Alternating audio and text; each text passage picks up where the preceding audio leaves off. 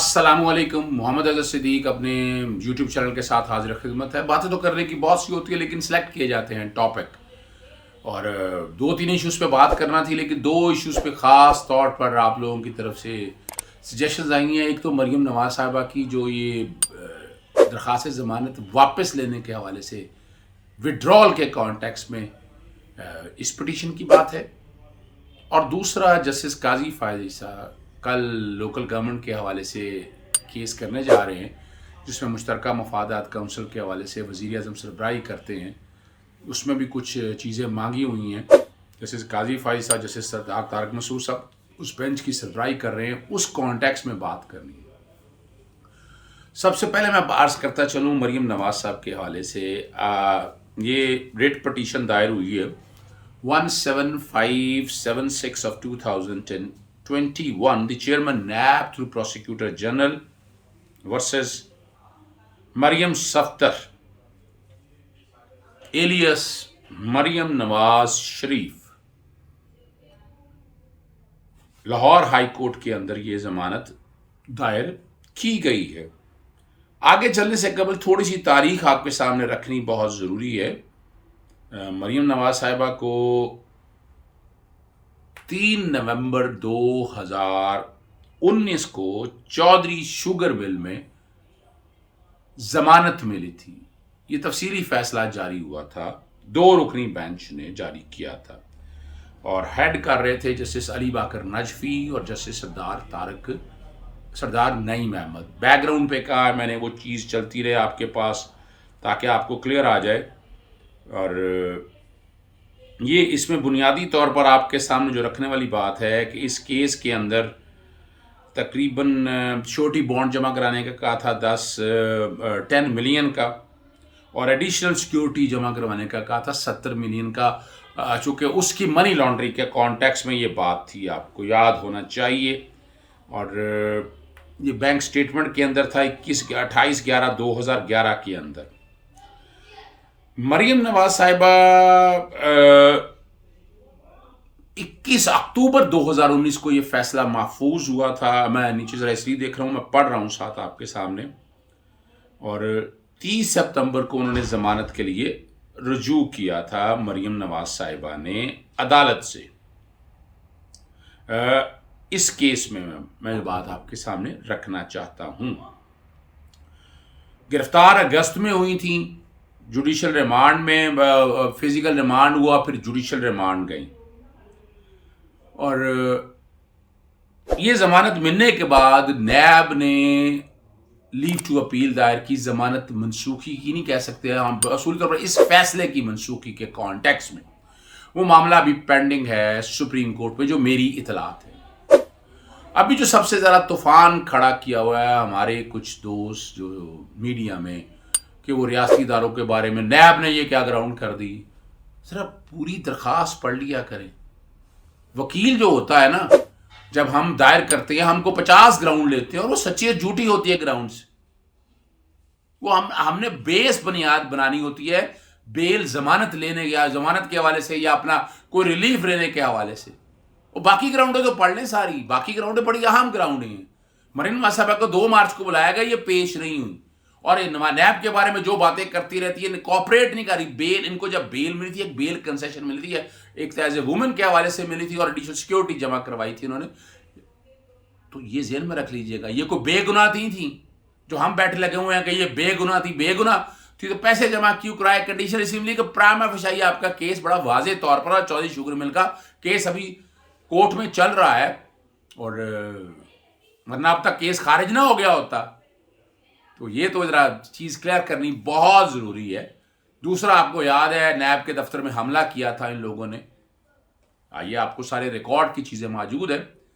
और जब जमानत दी जाती है, पहले तो बता दूं, ये जो उस ऑर्डर के मनसूखी का वो अलग केस है कि ये विड्रॉल का, जो अदालत जमानत दे उसको जमानत वापस लेने का इख्तियार मौजूद होता है। जमानत एक तरह का रिलीफ है, कंसेशन है, एडवांटेज है, और आपको बाहर बन के शरीफ शहरी बन के रहना होता है। ये ना आपने अगर लूट मार में आप अंदर आए तो बाहर जाके फिर लूट मार शुरू कर दें आप, और ये इन सारे मामलात को देखना होता है।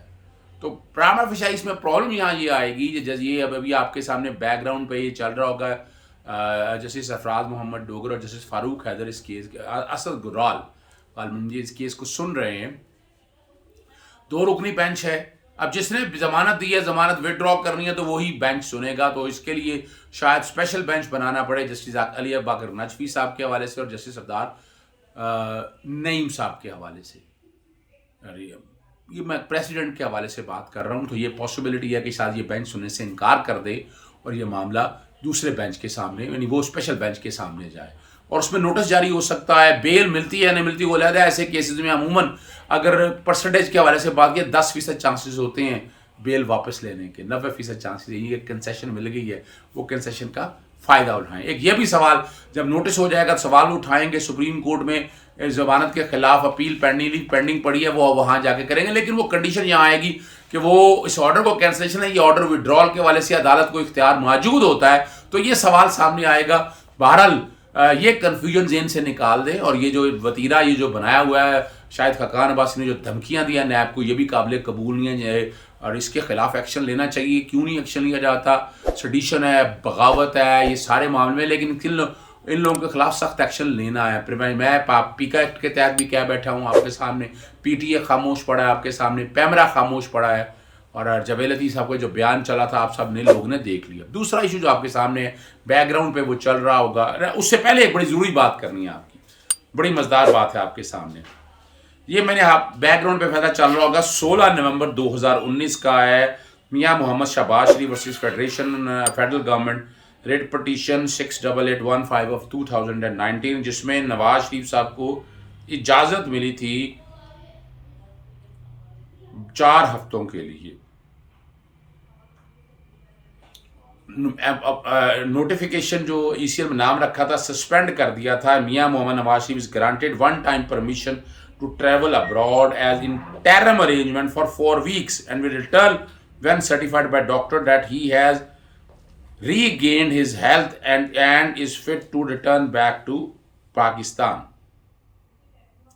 4 हफ्ते की इजाज़त मिली थी और 4 हफ्ते की इजाज़त को सामने रख के देख लें, मेडिकल सर्टिफिकेट नहीं लगाया और इस केस की समाअत अदालत ने जब दिया था इसको एडमिट किया था और 3 मार्च 2020 में सुनने का कहा था। इसके साथ वो अंडरटेकिंग भी चल रही है जिसमें अंडरटेकिंग में लिखा है I do hereby bind myself to the undertaking given by me brother Mian Mohammad Shahbaz शरीफ। नवाज शरीफ साहब का बयान है, अंडरटेकिंग है, शहबाज शरीफ साहब की अंडरटेकिंग है, ये सारी आपके सामने रखनी है। वो कहाँ गए 4 हफ्ते और कहाँ गई मेडिकल रिपोर्ट्स, ये सारा कुछ आप देख रहे हैं, हवा में है ये सारी बातें। अगला इशू जस्टिस काजी फायज़ साहब के हवाले से है, वो जो केस सुनने जा रहे हैं कल 2 रुकनी बेंच है और आपको याद है कि लार्जर बेंच ने वज़ीर आज़म से मुतल्लिक़ा केसेस सुनने से मना किया था और इसमें डाइसेंट नोट भी दिया था। एडमिनिस्ट्रेशन ऑफ जस्टिस का तकाजा तो यही है, ये है CMN 6762 of 2014 in CA 20 of 2014 administrative municipal corporation versus Taimur Hussain Amin and others, और एक और CM में लगी हुई है 2797 of 2020 in civil review petition NIL of 2020 in civil appeal 20 of 2014, इसमें चारों एडवोकेट जनरल को बुलाया हुआ है लोकल गवर्नमेंट के इलेक्शंस के हवाले से और इसमें मुश्तरका मफादत काउंसिल जो कि मरदमशुमारी के हवाले से तहफ़्फ़ुज़ात थे वो मीटिंग बैठ के तय होनी थी और आगे मामला को लेकर चलना था। ये हम सब ने आपने देख लिया है। अगर